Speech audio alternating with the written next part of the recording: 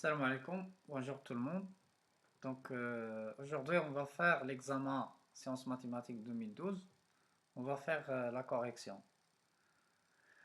On considère dans z croix z l'équation d 7 fois x puissance 3 moins 13y égale 5. Soit x, y, le couple appartient à z, une solution de l'équation d. Première question, montrer que x et 13 sont premiers entre eux.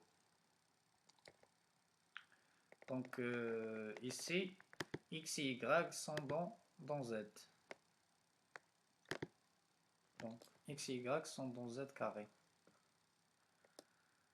Donc, pour montrer que x et 13 sont premiers entre eux, on va prendre un diviseur de x et 13, soit d, un diviseur de x et diviseur de 13. Donc, d divise 7x puissance 3 moins 13y. Donc, d divise 5. Et alors, d égale à 1 ou d égale à 5. Donc, on va prendre un diviseur positif, soit d appartient à n étoile, un diviseur de x et 13. Donc, dans ce cas, d va diviser 7 fois x puissance 3 moins 13 fois y. Donc, d va diviser 5. Et donc, les diviseurs de 5 dans n, on n'a que 2. Il y en a 1 et on a 5. Et alors, d, soit il est égal à 1, soit il est égal à 5. Et comme 5 ne divise pas 13, alors d est forcément égal à 1. Or, 5 ne divise pas 13, alors forcément d est égal à 1. Donc, les diviseurs positifs de x et 13 à la fois sont forcément égaux à 1. Sont tous égaux à 1. Donc, il n'y en a qu'un diviseur positif. Donc, forcément, x et 13 sont premiers entre eux. C'est-à-dire PGCD égale à 1.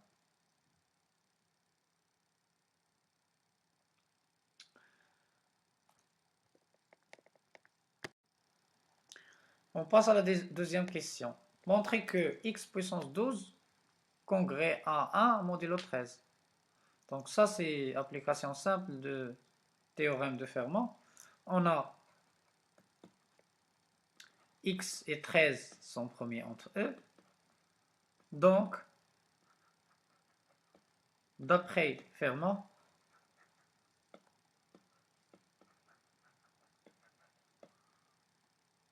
x puissance 13 moins 1 est congrès à 1 modulo 13. D'où le résultat demandé. Donc, x puissance 12 est congrès à 1 modulo 13. Passons maintenant à la question C. Montrer que x puissance 3 est congrès à 10 modulo 13.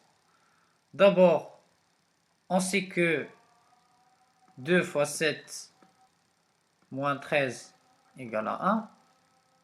Donc, 2 fois 7 égale 1 modulo 13, d'une part. D'autre part, si on prend l'équation de départ, on obtient que 7 fois x puissance 13 moins 5 égale à 13y. C'est-à-dire que 7 fois x puissance 3 égale à 5 modulo 13. D'autre part, on a 7 fois x puissance 3 égale à 5 modulo 13. Donc on va multiplier par 2. Donc 2 fois 7 fois x puissance 3 égale à 10 modulo 13. Et comme 2 fois 7 est égal à 1 modulo 13, donc ça donne le résultat. Donc 1 fois x puissance 3, c'est-à-dire x puissance 3, est congrès à 10 modulo 13. Très bien. Pour la question D, déduire que 10 puissance 12 est congrès à 3 modulo 13. Donc on a x puissance 12, x puissance 3 est congrès à 1 modulo 13. Et donc on va mettre à la puissance 4 de ce côté et de ce côté. On a le droit d'après les propriétés du congruence. Donc j'obtiens x puissance 12 est congrès à 10 puissance 4 modulo 13.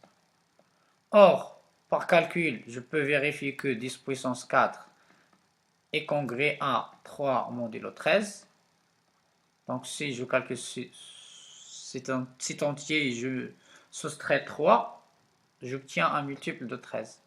Ce qui donne que x puissance 12 est congrès à 3 modulo 13.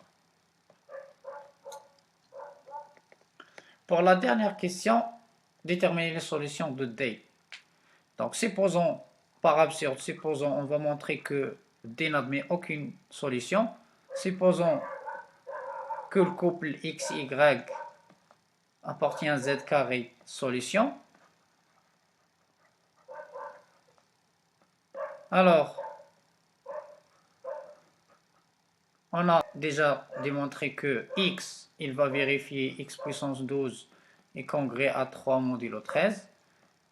Et d'une part ou d'autre part, on a aussi démontré que x puissance 12 il sera égal à 1 modulo 13. Et par transitivité du congruence, on obtient d'où 3 égale 1 modulo 13, ce qui est absurde. Donc, conclusion, il n'existe aucune solution. Donc, il n'existe aucune solution de D. Donc, aucune solution de D. C'est-à-dire que S est égal à l'ensemble vide. Voilà, merci.